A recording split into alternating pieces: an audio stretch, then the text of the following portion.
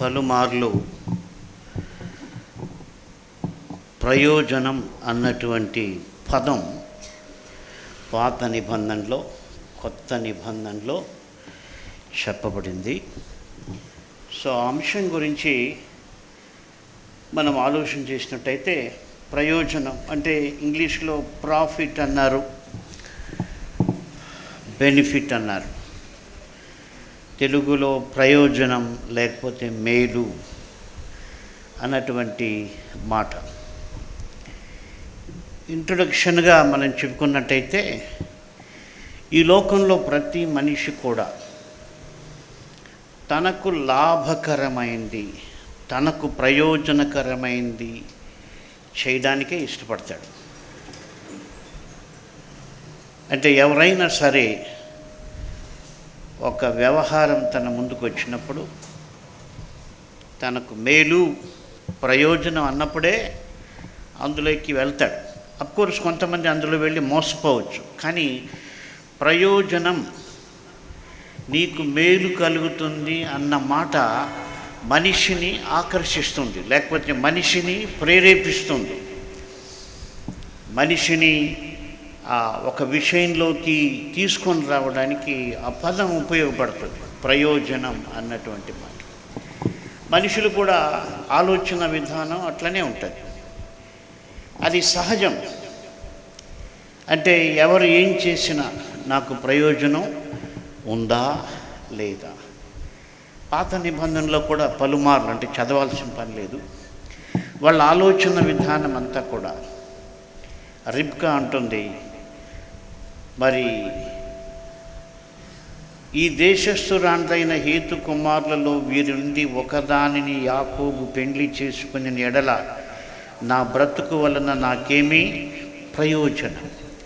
అంటే ఆలోచన విధానం మనిషి ఎప్పుడు కూడా ఇది నాకేం ప్రయోజనం అనే ఉంటుంది.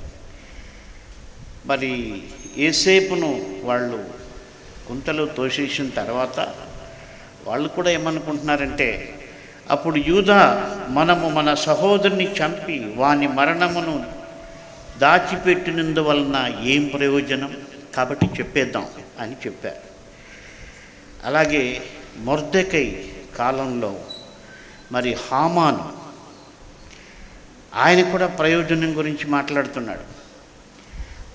అయితే యూదుడైన మొర్దెకై రాజుగుమ్మన కూర్చుండుట నేను చూచున్నంత కాలం ఆ పదవి అంతటి వలన నాకు ప్రయోజనమేమీ లేదని అతడు చెప్పగా, అంటే హామాను కూడా ఆలోచిస్తున్నాడు, అంతా బాగానే ఉంది, కానీ ఇది లేకపోతే, ఆ యూదుడు నాకు నమస్కారం చేయకపోతే వీటి వల్ల ఏం ప్రయోజనం. ఇక్కడ గమనించండి, అన్ని విధాలుగా రాజ్యంలో ఘనత ఇవ్వబడింది. ఆ రాజ్యంలో ఆయనే ప్రధానమంత్రిగా ఉన్నాడు, ఆయన చెప్పిందే, హామాన్ అన్నటువంటి మాట చెప్పిందే రాజు వింటూ ఉన్నాడు. అయితే కూడా ఆ యొక్క హామానుకి ఒకరోజు తలంపు వచ్చింది, నాకు అన్నీ బాగానే ఉన్నాయి, కానీ ఆ మొర్దెకై నాకు నమస్కారం చేయకపోతే దీనివల్ల ఏం ప్రయోజనం. అంటే మనిషి ఏ స్థితిలో ఉన్నా కూడా ఏదో ఒక ప్రయోజనాన్ని గురించి ఆలోచిస్తూనే ఉంటాడు. అది నా యొక్క తలంపు. మన జీవితాల్లో కూడా మనము అట్రాక్ట్ అయ్యేది ఏంటంటే, ఏదైనా ప్రయోజనం ఉంది అంటే అటువైపు మనం తిరుగుతాము. యూట్యూబ్లో ఏదో ఒక మందు చెప్తే ప్రయోజనం అంటే వెంటనే దాన్ని పాటిస్తాం. ఇక్కడే కాదు, ప్రపంచమంతా అంతే. నేను ఆస్ట్రేలియాలో ఉన్నప్పుడు ఏదో ఒక విషయం మాట్లాడితే ఆయన అప్పుడే వెంటనే చేద్దామా అంటున్నాడు. అంటే ప్రయోజనం కలుగుతుంది అంటే వెంటనే దాన్ని చేద్దామా అన్నటువంటి తలంపు ఉంటుంది. కాబట్టి ఈ మాట మీకు చెప్పడానికి ఇంత ఇంట్రొడక్షన్. ఆఖరికి యేసు ప్రభు యొక్క మరణము గురించి కూడా ఆయన ఏమంటున్నాడంటే, అనేక మంది మనుషుల కొరకు ఒక మనుష్యుడు చనిపోవడం ప్రయోజనమే కదా అంటున్నాడు. సిలువ వేసేటప్పుడు ఆయన మాట్లాడినటువంటి మాట, ఆ యొక్క ప్రధాన యాజకుడు చెప్పినటువంటి మాట ఏంటంటే, మరి కయప ఒక మనుష్యుడు ప్రజల కొరకు చనిపోవట ప్రయోజనకరమని యూదులకు ఆలోచన చెప్పినవాడు. అంటే యేసు ప్రభుని సిలువ వేయడానికి కూడా కయప ఉపయోగించుకున్నటువంటి పదం ఏంటంటే మనుషుల్ని ఒప్పించాడు. అయ్యా ఇది మీకు ప్రయోజనకరం. యూదులు ఎందుకు సిలువ వేయని కేకలు వేశారు? హోసన్నా హోసన్నా అని పలికినటువంటి వారి నోళ్లే యేసు ప్రభుని సిలువ వేయమని ఎందుకు చెప్పారంటే కయప వారికి బోధించాడు. ఏమని? ఇది మీకు ప్రయోజనకరం. కాబట్టి ప్రయోజనకరం అన్నటువంటి మాట మనిషిని టెంప్ట్ చేసేటువంటి మాట. అయితే మనం వివేచించాలి, నిజంగా ఏది ప్రయోజనకరం. ఇది ఆ పదానికి ఇంట్రొడక్షన్. అంటే మనం అందరం కూడా ప్రయోజనం అంటే ఇష్టపడతాం. పాత నిబంధన గ్రంథంలో మనం మూలవాక్యం యెషయా గ్రంథం 48:17 చూస్తే అక్కడ దేవుడు కూడా మనుష్యులతో మాట్లాడుతూ ప్రయోజనం అన్నటువంటి మాట పలికాడు. ఆయన నీ విమోచకుడును ఇశ్రాయేలు పరిశుద్ధ దేవుడైన యెహోవా ఇలాగు సెలవిచ్చుచున్నాడు, నీకు ప్రయోజనము కలుగునట్లు నీ దేవుడనైన యెహోవానగు నేనే నీకు ఉపదేశము చేయుదును, నీవు నడవవలసిన త్రోవను నిన్ను నడిపించేదను. ఇక్కడ గమనించండి, దేవుడు కూడా మనుషులకి చెప్తా ఉన్నాడు. ఎందుకంటే మనిషి స్వభావం ఏంటి? ప్రయోజనం అంటే దాని వెంట పరిగెత్తేటువంటి స్వభావం అని మనం ఇంట్రొడక్షన్ చూసాం. అయితే సాక్షాత్తు దేవుడు చెప్తున్నాడు, నీకు ప్రయోజనం కలగడానికి నేను నీకు ఉపదేశం చేస్తున్నాను, నీకు బోధిస్తూ ఉన్నాను. కాబట్టి ఇక్కడ మొట్టమొదట మనం అర్థం చేసుకోవాల్సింది ఏంటంటే దేవుడు చెప్పిన ప్రతి ఉపదేశము, ప్రతి బోధ, ప్రతి ఆజ్ఞ, ప్రతి కట్టడ, ప్రతి శాసనము మనకు ప్రయోజనకరమైనటువంటిది. అది మన హృదయాల్లో ముద్రించుకోవాలి. మనం ఎప్పుడూ ప్రయోజనకరం ఏందని వెతికే స్వభావం మనలో ఉంది. ఎవరో ఏదో చెప్తే విని మోసపోయే స్వభావం ఉంది. అయితే దేవుడు నమ్మదగినవాడు, ఆయన అబద్ధమాడుటకు నరుడు కాడు. ఆయన అంటున్నాడు, నేను మీకు చేసే ఉపదేశం, చెప్పేటువంటి ఆలోచన ఇవన్నీ కూడా మీకు ప్రయోజనకరమైనటువంటివని మనం గుర్తుంచుకోవాలి. చాలా ఆశ్చర్యం ఏంటంటే పాత నిబంధనలో యెహోవా దేవుడు మాట్లాడిన విధముగానే నూతన నిబంధనలో యేసు ప్రభు కూడా ఆయన పలుమార్లు ప్రయోజనం అన్నటువంటి మాటను తన ప్రసంగంలో ఉపయోగించినట్టుగా మనం చూస్తాం. యేసు ప్రభు ఆయన ప్రయోజనం అంటే మనుష్యులకి బోధిస్తూ, ఒక మనుష్యుడు 16:26 మత్తయి, ఒక మనుష్యుడు లోకమంతయు సంపాదించుకొని తన ప్రాణమును పోగొట్టుకుంటే అతనికి ఏమీ ప్రయోజనం? ఒక మనుష్యుడు తన ప్రాణమునకు ప్రతిగా ఏమి ఇయ్యగలడు? అంటే అక్కడ ప్రభు ఆలోచన చేయమంటున్నాడు, ఏం ప్రయోజనం? నువ్వు లోకమంతా సంపాదించుకొని నీ ప్రాణం పోగొట్టుకుంటే ఏం ప్రయోజనం? ఇంకా లూకా సువార్తలో సర్వలోకము సంపాదించుకొని నీ ప్రాణం పోగొట్టుకుంటే ఏం ప్రయోజనం? కాబట్టి మనం ఆలోచించాలి, ఏది ప్రయోజనం, ఏం ప్రయోజనం? దేవుని వాక్యంలో ప్రయోజనం ఉంది, మేలుంది, ఆశీర్వాదం ఉంది. దాన్ని అనుసరించడమే మనకు ప్రయోజనమని గ్రహించాలి. అయితే ఇక్కడ ఒక విషయం మనం చూసినట్టయితే, చిన్న పిల్లవాడు కూడా ఏ డీలింగ్ చేసినా కూడా ప్రయోజనకరమైతేనే డీల్ చేస్తాడు జనరల్గా. ఇప్పుడు నా మనవడిని నీ ట్యాబ్లెట్ నాకు ఇవ్వు, నా ఫోన్ నీకు ఇస్తానంటే వాడు ఇస్తాడా? అస్సలు ఇవ్వడు. నా కంప్యూటర్ నీకు ఇస్తాను, నీ ట్యాబ్లెట్ నాకు ఇవ్వమంటే హ్యాపీగా ఇస్తాడు. ఈ మధ్యనే నా మనవడిని అడిగాను, ఈ ట్యాబ్లెట్ ఎవరా, యాపిల్ ట్యాబ్లెట్ అంటే వాడు ఇవ్వడానికి ఇష్టపడలే. అంటే ఎవ్వరు కూడా ఈ లోకంలో తనకు ప్రయోజనము కాదు అని తెలిస్తే ఎవరు కూడా ముందుకి రారు. ప్రయోజనం అని తెలిస్తేనే ముందుకు వస్తారు. అయితే ఇక్కడే ఈ మాటను అపవాది ఉపయోగించుకుంటుంది, దేవుడు ఉపయోగిస్తున్నాడు. అపవాది అంటాడు, నువ్వు లోకానుసారి అయిపోతే నీకు ప్రయోజనం. ఐదేను తోటలో సైతాను సర్పం ఏం చెప్పింది? మీరు దేవతల వంటి వారు అయిపోతారు. తిన్న వెంటనే మీరేమైపోతారు? మీకు ప్రయోజనం కలుగుతుంది, మీకు ప్రమోషన్ వస్తుంది, మీరు హైలైట్ అయిపోతారు అన్నటువంటి ఒక ఆశ.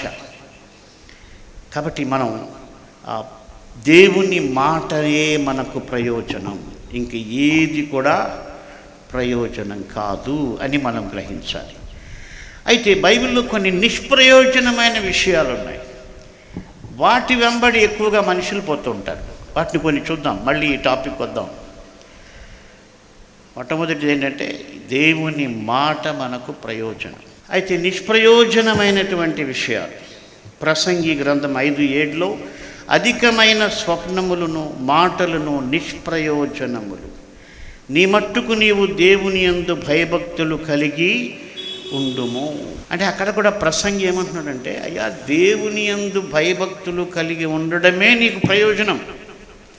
అధికమైన మాటలు, కలలు, స్వప్నాలు, ఇంకేదో సిద్ధాంతాలు, ఇవన్నీ కూడా నీకు నిష్ప్రయోజనం. అయితే మనుషులు దేని వెంట పోతారు?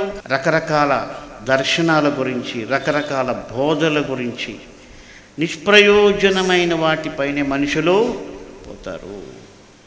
కాబట్టి నిష్ప్రయోజనమైనది. ఈ ఉదయం నేను ధ్యానిస్తుంటే ఒక విషయం చదివితే చాలా ఆశ్చర్యం అనిపించింది. అంటే ఈ మనుషులందరూ కూడా ఈ లోకంలో ఆస్తి సంపాదించడానికి ప్రయాసపడతారు, చాలా ప్రయాసపడతారు.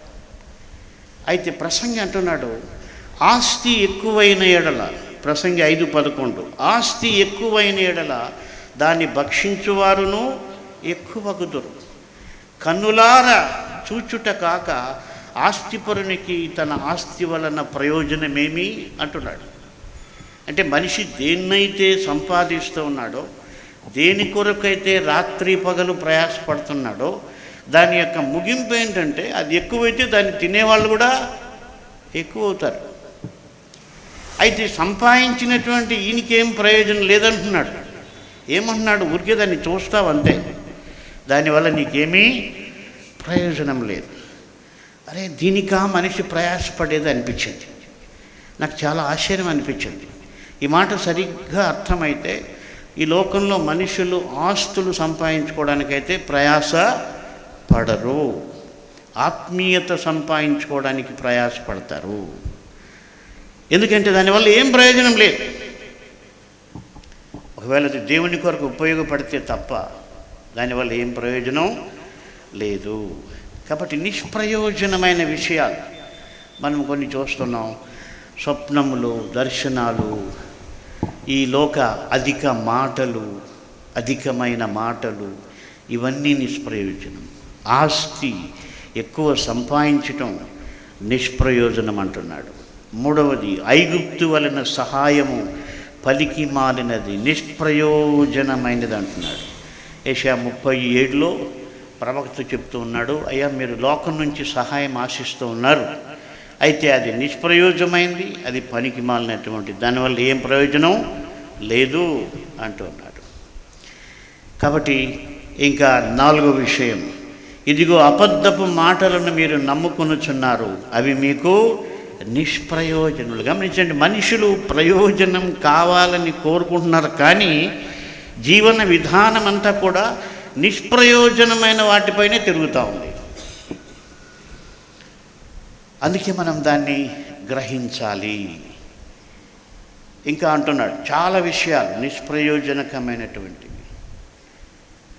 హెబ్రీ 13:9, నానా విధములైన అన్యబోధల చేత తిప్పబడకుడి, భోజన పదార్థములను బట్టి కాక కృపను బట్టి ఏ హృదయము స్థిరపరచుకొనుట మంచిది. భోజనములను బట్టి ప్రవర్తించిన వారికి ఏమీయూ ప్రయోజనము కలుగలేదు. కాబట్టి నానా విధమైన బోధల వలన ఏం ప్రయోజనం లేదు. నానా రకాలైనటువంటి బోధల వలన ఏం ప్రయోజనం లేదు. దానివల్ల కన్ఫ్యూషనే. నాకు అనిపిస్తుంది చాలామంది బోధకులు అనవసరంగా ఓల్డ్ టెస్టిమెంట్లోకి వెళ్ళి అక్కడి నుంచి ఏవో తీసి, ఈ మధ్యనే వింటున్నా ఒక ఆయన చెప్తూ ఉన్నాడు, పాత నిబంధనలో 5 అర్పణలు ఉన్నాయి,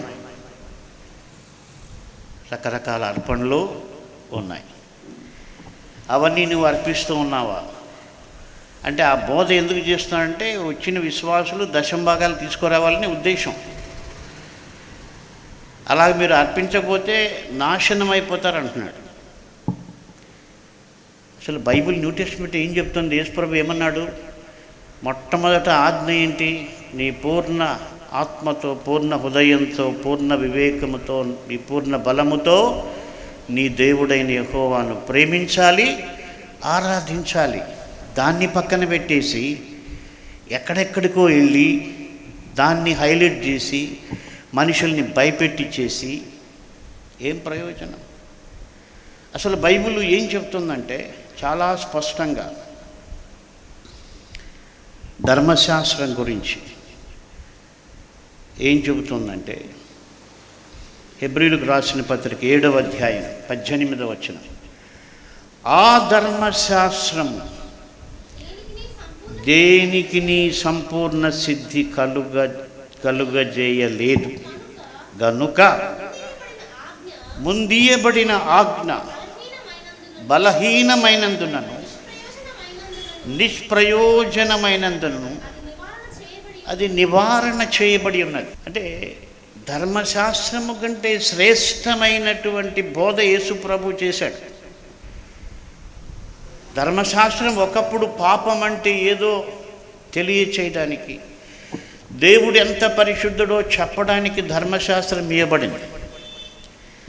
అయితే అది క్రీస్తు వచ్చిన తర్వాత దాని ప్రభావం ఏమైంది? బలహీనమైంది. శ్రేష్టమైంది వచ్చిన తర్వాత అది బైబిలే స్పష్టంగా చెప్తుంది. ఏమని? అది ముందీయబడిన ఆజ్ఞ బలహీనమైనందున నిష్ప్రయోజనమైనందునను అది నివారణ చేయబడింది. అయితే మనం దాన్ని చదవాలి. ఎందుకు చదవాలంటే యేసు బోధ ఎంత శ్రేష్టమైందో తెలుసుకోవడానికి చదవాలి. క్రీస్తు మనకిచ్చినటువంటి ఆ యొక్క విమోచన క్రయధనం ఎంత విలువైందో తెలుసుకోవడానికి మనం ధర్మశాస్త్రం చదవాలి. అంతేగాని ధర్మశాస్త్రాన్ని పాటించడానికి, మనుషుల్ని భయపెట్టడానికి, అంటే ధర్మశాస్త్రంలో కంటే విలువైన ఉన్నాయి, దీన్ని పాటించకుండా దాని దగ్గరికి మనుషుల్ని తీసుకుపోవడము చాలా ప్రమాదకరం. గలతీ సంఘం అలాగే వెనక్కి వెళ్ళిపోయింది. అందుకే పౌలు వారికి చాలా స్పష్టంగా చెబుతూ ఉన్నాడు, ఒకవేళ ధర్మశాస్త్రం వలన మీకు రక్షణ కలిగేట్టుగా ఉంటే క్రీస్తు చనిపోయింది నిష్ప్రయోజనం కదా, కాబట్టి మళ్ళీ మీరు ఎందుకు ధర్మశాస్త్రానికి వెళ్తున్నారు? శరీరానుసారముగా మళ్ళీ ఎందుకు పరిపూర్ణులు కావాలనుకుంటున్నారని హెచ్చరించారు. అది ఒక పెద్ద సబ్జెక్ట్, దాని గురించి కాంప్లికేషన్. అయితే నేను చెప్పదలుచుకున్నది ఏంటంటే శ్రేష్టమైంది ఏదో మనమే దాన్ని వివేచించాలి. నా మట్టుకు నేనేమనుకుంటానంటే ఒక గంట సేపు పాత నిబంధన చదవడానికంటే గంట సేపు సువార్తలు చదవడం లేక నూతన నిబంధన చదవడం నాకు ప్రయోజనమని నేను అనుకుంటున్నాను. కానీ ఇక్కడ పాత నిబంధన తప్పని తక్కువని నేను చెప్పట్లేదు. కొంతమంది మిస్అండర్స్టాండ్ చేసుకోవచ్చు, కానీ నేను చెప్పట్లేదు. కానీ నేను గమనించేంత వరకు యేసు బోధ నాకు మరింత ప్రయోజనాన్ని కలుగు చేస్తుంది. ధర్మశాస్త్రం కలుగు చేయదా అంటే కలుగు చేస్తుంది, కానీ బైబిల్ చెప్తుంది అది బలహీనమైనటువంటిది. క్రీస్తు బోధ వచ్చిన తర్వాత మనం దాని గురించి డిస్కషన్ చేయాల్సిన పని లేదు. అందుకని పౌలు తీతుకు రాస్తూ తీతు 3:9 అవివేక తర్కములను, వంశావళులను, కలహములను, ధర్మశాస్త్రమును గుర్చిన వివాదములను, నిష్ప్రయోజములను, వ్యర్థమునయున్నవి గనుక వాటికి దూరముగా ఉండము. కాబట్టి నేను దాని గురించి వివాదం చేయట్లేదు. అయితే నా తలంపు ఏంటంటే అవి నిష్ప్రయోజనాలు. ఆ వివాదాలు, దాని గురించిన డిస్కషన్లు అవన్నీ నిష్ప్రయోజనములు. ప్రయోజనకరమైన బోధ యేసు ప్రభు చేశాడు. కాబట్టి అక్కడ కాన్సన్ట్రేట్ చేయాలన్నది నా ఉద్దేశం తప్ప ధర్మశాస్త్రాన్ని నేను తృణీకరించడం అయితే కాదు. కాబట్టి మనం ప్రయోజనకరమైన దాన్ని మనము అనుసరించాలి అన్నటువంటిది నా యొక్క వర్తమానం యొక్క ముఖ్య ఉద్దేశం.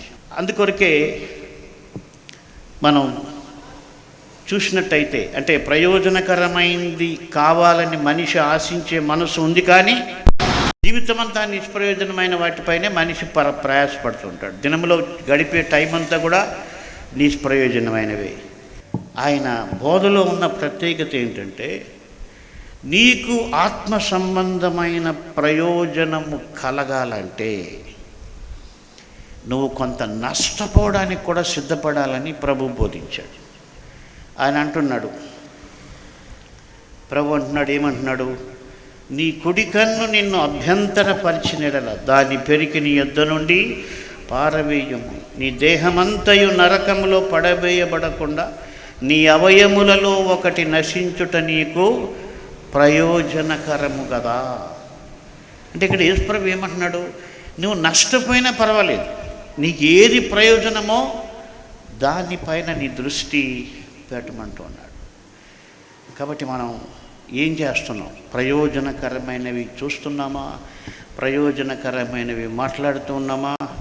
ప్రయోజనకరమైనవి అనుసరిస్తూ ఉన్నాము. కాబట్టి మనము దేవుని యొక్క వాక్యము ప్రయోజనకరం. ప్రభు అన్నాడు, నీ మీద దృష్టి ఉంచి నీకు ప్రయోజనకరమై బోధిస్తానన్నాడు. కాబట్టి ఆ వాక్యమే, ఆది యందున్న వాక్యమే కృపాసత్య సంపూర్ణుడుగా శరీరధారి అయి మన మధ్య నివసించి కొండ మీద ప్రసంగంలో యేసు ప్రభు ప్రయోజనకరమైన విషయాలు మనకు బోధించాడు. కాబట్టి నేను ప్రతిరోజు కూడా కొండ మీద ప్రసంగం ఒక్కసారైనా నేను ధ్యానం చేస్తాను, ప్రతిరోజు కూడా. ఎందుకంటే అది నాకు ప్రయోజనకరమైంది, నా ఆత్మకు క్షేమాన్ని కలుగజేస్తుంది. ఆయన వాక్యం ధ్యానించడం నాకు ప్రయోజనకరమైంది అని తెలిసింది. కాబట్టి తెలియనప్పుడు నేను కూడా సమయం వేస్ట్ చేశాను, మనుషులతో గడిపా, మనుషులతో సమయం చాలా గడిపా. కానీ ఆశ్చర్యం ఏంటంటే వాళ్ళు కేవలం మనం అనుకున్నట్టుగా వాళ్ళైతే ఉండరు. మనం అనుకున్నంత మంచోళ్ళు ఎవరు మనుషులు ఉండరు. కానీ దేవుడు మనం అనుకున్నంత మంచి వ్యక్తి కంటే ఇంకా ఎక్కువ మంచి దేవుడు. కానీ సమస్య ఏంటంటే మనం మంచి కానటువంటి మనుషులు నమ్ముతున్నాం, కానీ అత్యంత మంచి దేవుడైనటువంటి దేవునితో మనం సహవాసం చేయడం లేదు. కాబట్టి దేవుని మాట ప్రయోజనకరమైంది, దానిని గైకొనుట వలన గొప్ప లాభము కలుగును. 19వ అధ్యాయం కీర్తనలు, వాటి వలన నీ సేవకుడు హెచ్చరిక నందును, వాటిని గైకొనుట వలన గొప్ప లాభము కలుగును. 9వ వచనం నుంచి అది ప్రారంభమవుతుంది. కాబట్టి ఇది ప్రయోజనకరమైంది, దీన్ని మనం ఆచరించాలి. వాక్యం చెప్పింది, నష్టమైతే కూడా దాన్ని మనం పాటించాలి. ఎందుకంటే దేవుడు చెప్పాడు కాబట్టి. దేవుడు వదిలిపెట్టమన్నప్పుడు కొన్ని వదిలిపెట్టడానికి ఇబ్బంది అయినా దేవుని మహిమ కొరకు వాటిని వదిలిపెట్టాలి. అదే యేసుప్రభు అన్నాడు, నీ శరీరమంతయు నశించుట కంటే నీ అవయములో ఒకటి నశించుట మేలు. కాబట్టి జీవితం అంతా వ్యర్థమయ్యే బదులు ఏదో కొంత వ్యర్థమైపోవడం మేలు. అది మనిషి అన్ని విషయాల్లో ఆలోచన చేస్తాడు. అంటే ఫిజికల్గా మనిషికి ఆ థింకింగ్ ఉంది, కానీ స్పిరిచువల్గా లేదు. అది నా పాయింట్. షుగర్ ఎక్కువైపోయిన వాళ్ళకి కాలు తీసేస్తారు, ఎందుకు తీసేస్తారు?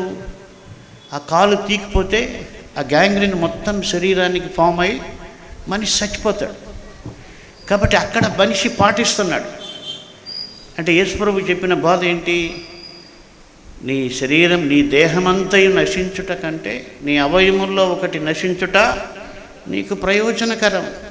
ఈ యాంపిటేషన్ సిస్టమ్ అన్నది మనిషి ఎందుకు చేస్తాడు? మొత్తం ప్రాణం పోయేదానికంటే ఒక కాలు పోయేది మేలనే మనిషి దాన్ని పాటిస్తున్నాడు. అయితే స్పిరిచువల్ కాన్సెప్ట్ ఏంటంటే, మనం దేవుని కొరకు ఈ లోక సంబంధమైనటువంటి ప్రయోజనాలు, ఆ waste of time, waste of words, ఇవన్నీ కూడా మనము పక్కన పెట్టగలిగితే ఆ ప్రయోజనం ఎంత గొప్పదో మనం చూడగలం. నా ఆశ అదే, దివారాత్రములు ధ్యానించుట ధన్యుడు అన్నాడు. అదేదో నేను చూడాలి, ఆ గురివైపు నేను వెళ్తూ ఉన్నాను. ఎంతకాలం పడుతుందో నాకు తెలియదు. ఇప్పుడైతే ఒక రోజుకి 7 గంటల సేపు నేను దేవుని వాక్యంతో సహవాసం చేస్తున్నా. కానీ రాత్రి పగలు చేయాలని ఒక ఆలోచన. కాబట్టి ఆయన మాట ప్రయోజనకరమైంది. నువ్వు బైబిల్ చదవడం నీకు ప్రయోజనకరం. ఆయన ఏం చెప్పాడు అదంతా నీకు ప్రయోజనకరం. అది నీకు ఇబ్బందిగా అనిపించినప్పటికీ కూడా ప్రయోజనకరం. సరే, కన్క్లూషన్ వెళ్తే పౌలు తిమోతికి రాసిన మొదటి పత్రిక 4వ అధ్యాయం 8వ వచనములో, శరీర సంబంధమైన సాధకము కొంచెము మట్టుకే ప్రయోజనకరము. గమనించండి, ప్రయోజనం అన్న మాట యెహోవా దేవుడు చెప్పాడు, యేసుప్రభు చెప్పాడు, పౌలు చెప్తున్నాడు, భక్తులు కూడా చెప్పారు. ఇక్కడ పౌలు తిమోతితో అంటున్నాడు, యవనస్తుడు కదా, బహుశా నేను అనుకుంటున్నాను తిమోతి మేబీ ఎక్కువ టైం ఆయన జిమ్లో స్పెండ్ చేస్తున్నాడో మనకు తెలియదు. ఎందుకంటే పౌలు వాడినటువంటి కంపారిజన్ ఏం వాడుతున్నాడు? శరీర సంబంధమైన సాధకము గురించి మాట్లాడుతున్నాడు. నేను అనుకుంటూ ఉన్నా, ఒకవేళ ఈ దినాల్లో యవనస్తులు కండలు పెంచుకోవడం అనేది వాళ్ళకి ఇష్టం, అంటే జిమ్కి వెళ్ళడం అన్నటువంటిది ఇష్టం. మరి బహుశా తిమోతి ఆ విధంగా జిమ్కి వెళ్తున్నాడు. పౌలు ఏమంటున్నాడంటే, అది ప్రయోజనకరమే, కానీ దైవభక్తి ఏ విషయాల్లో ప్రయోజనం అంటున్నాడు? ఇప్పటి జీవము విషయములోను, రాబో జీవము విషయములోను, వాగ్దానముతో కూడినదైనందున అది అన్ని విషయములలో ప్రయోజనకరమైనటువంటిది. కాబట్టి పౌలు చాలా చక్కగా, ఆయన మంచి టీచర్, ఆయన తిమోతికి చక్కగా చెప్తున్నాడు. ఆయన ఏమంటున్నాడంటే, ఎందుకు టైం వేస్ట్ చేస్తున్నావు నువ్వు జిమ్లో గంటలు వదిలే ఏం చెప్పట్లా. ఆయన చక్కగా టీచ్ చేస్తూ అది ప్రయోజనకరమే. కానీ అంతకంటే ప్రయోజనకరం ఏంటంటే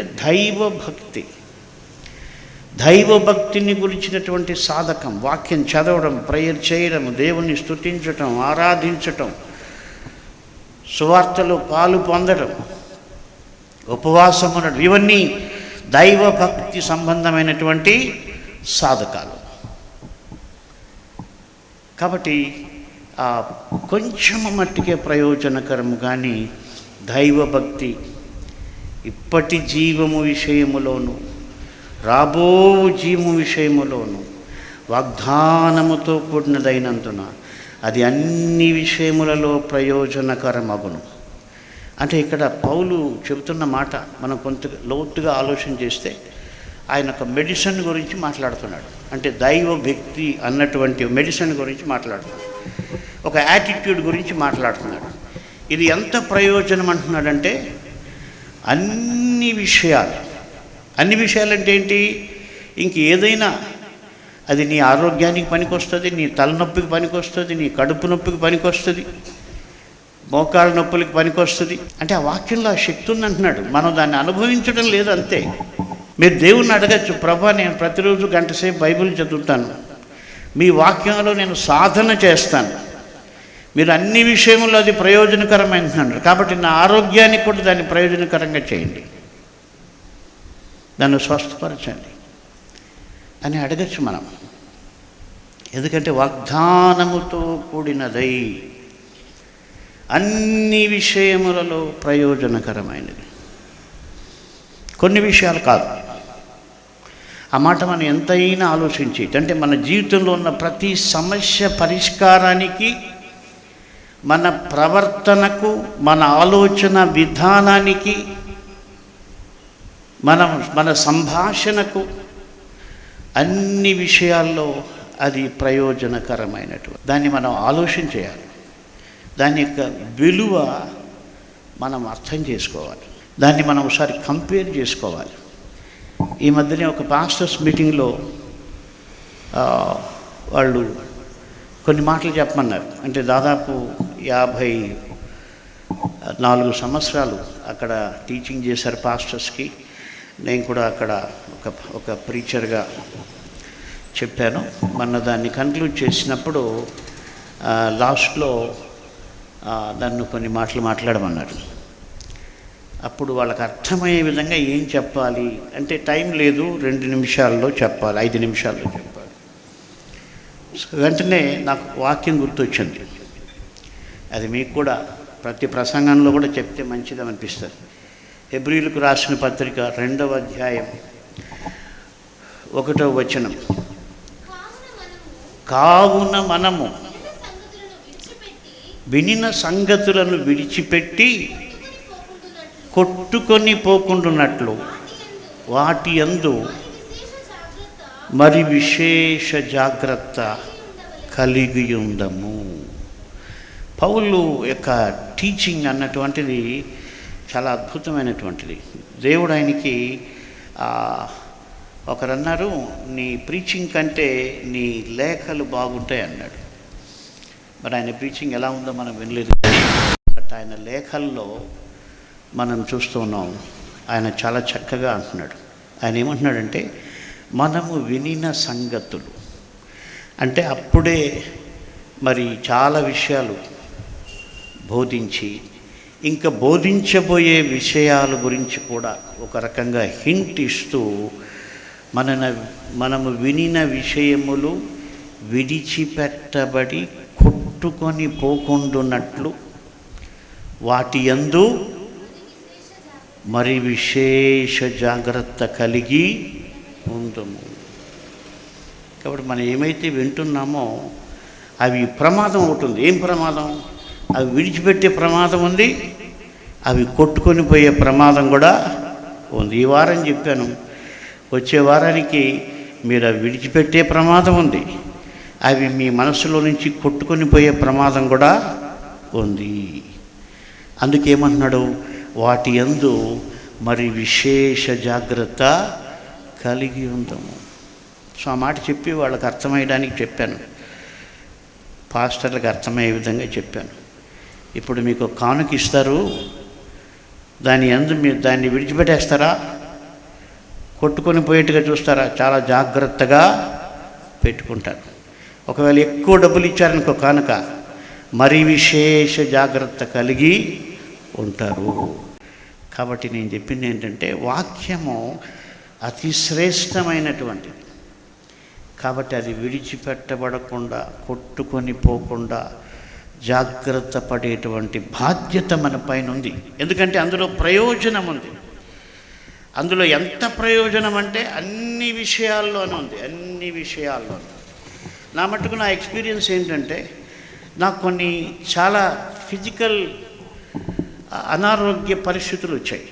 కొన్నిటికి అంటే ట్రీట్మెంట్ తీసుకోవడం తప్పని నేను చెప్పట్లేదు, కానీ కొన్ని విషయాల్లో నేను గమనించింది అంటే, ట్రీట్మెంట్ లేకుండానే దేవుడు నన్ను స్వస్థపరిచాడు.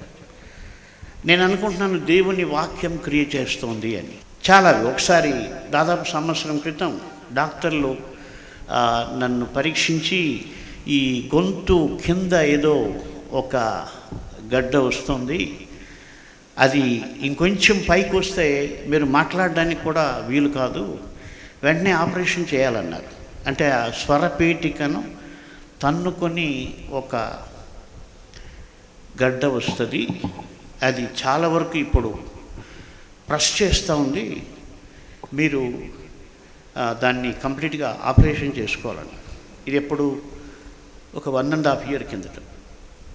అయితే నేను ఆపరేషన్కి వ్యతిరేకం కాదు, ప్రార్థన చేశాను, ప్రభా నీ చిత్తమైతే నేను వెళ్తాను.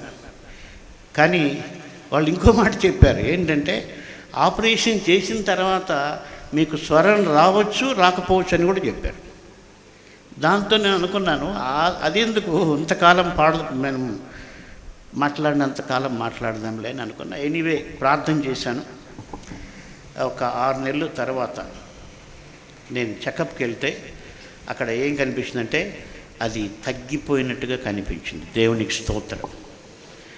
నేనేమనుకుంటున్నానంటే నేను దేవుని వాక్యం అంటే ఇందాక చెప్పాం కదా, అది అన్ని విషయములలో ప్రయోజనకరమగు కాబట్టి అలాగా అది నాకు ఉపయోగపడిందని నేను అనుకుంటున్నా. కాబట్టి నేను తొందరగా వెంటనే ట్రీట్మెంట్కి వెళ్తాను ట్రీట్మెంట్కి, కానీ ప్రార్థన చేస్తాను, దేవునితో ఎక్కువ సమయం గడుపుతాను, నన్ను నేను పరిశీలించుకుంటాను, నేను సరి చేసుకోవాల్సిన విషయాలుంటే సరి చేసుకుంటాను. దేవుని వాక్యం సత్యం కాబట్టి ఆయన తప్పకుండా మనకు సహాయం చేస్తాడు. ఇది అందరికీ దేవుని వాక్యం ఒకరికి కాదు, ఆయన పక్షపాతి కాడు. కాబట్టి మనం ఇది ప్రయోజనకరమైనది, ఆయన ఉపదేశం ప్రయోజనకరమైనది. ఈ లోకంలో మిగిలిన ప్రయోజనాలన్నీ కూడా కొంతమట్టికే ప్రయోజనం, ఆస్తి కూడా కొంతమట్టికే ప్రయోజనం. నాకు అనిపించింది, ఒకవేళ ఈ వాక్యాలని నాకు తెలుసుంటే నేను బహుశా కొన్ని ఆస్తులు కొనకపోయి ఉందని అనిపించింది నాకు. అఫ్కోర్స్ అవి దేవుని సేవ కొరకు దేవుడు ఉపయోగించాలని నేను ప్రార్థన చేస్తూ ఉన్నా. అయితే అట్టటికంటే ప్రయోజనకరమైంది ఆత్మీయత, ఆయనతోటి అనుబంధం. కాబట్టి యేసయ్య ఏమేం చెప్పాడో ధ్యానం చేయండి, నూతన నిబంధన చదవండి. వ్యర్థమైనటువంటి వివాదాలకి, అనవసరమైనటువంటి వాటి గురించి ఆలోచనలు ఆయన వాక్యంలో ఏం ఉపదేశించాడో అది మనం పాటించడం మనకు ఆశీర్వాదకరం. ప్రార్థించుకుందాం. దయగల ప్రభువా, మాకు ప్రయోజనకరమైనట్టుగా ఉపదేశం చేసేది మీరు ఇశ్రాయేలుతో ఏ విధంగా ప్రయోజనకరమైన బోధిస్తాను. కాబట్టి మీరు యేసయ్యను ఈ లోకానికి పంపించి మా పాపములకు ఆయన శరీరములో శిక్ష విధించి పాప విమోచన క్రయధనంగా ఆయన రక్తాన్ని చిందించి మమ్మల్ని మీరు విమోచించారు. విమోచింపబడినటువంటి మేము క్రీస్తును మహిమపరచాలని మీరు కోరుకుంటూ ఉన్నారు. కాబట్టి క్రీస్తు ప్రభు ఏమేం బోధించాడు అవన్నీ కూడా మేము ధ్యానిస్తూ సరిచేసుకుంటూ, అది ప్రయోజనకరమైంది కాబట్టి దాన్ని అనుసరించడానికి సహాయం చేయండి. అలాగే శరీర సంబంధమైన సాధకము కంటే ఆత్మ సంబంధమైన సాధకం అనగా బైబిల్ చదవటం, ప్రార్థన చేయటం, ఉపవాసం ఉండటం, సాక్ష్యం చెప్పటం, సువార్త చెప్పటం, ఈ సాధకాలన్నీ కూడా మరి ఎక్కువ ప్రయోజనకరమని, అన్ని విషయాల్లో ప్రయోజనకరమని మేము విన్నాం. కాబట్టి అలాగున మాకు సమయం దొరికిన కొలది సమయమును పోనీయక మేము సద్వినియోగం చేసుకోవడానికి సహాయం చేయండి. వింటున్నటువంటి ప్రజలలో మీ ఆసక్తిని పుట్టించమని, వ్యర్థమైన వాటిపై విరక్తి పుట్టించమని, నిష్ప్రయోజనమైన వాటి నుండి విడిపించమని యేసు శక్తిగల నామమున ప్రార్థిస్తున్నాము తండ్రి. ఆమేన్.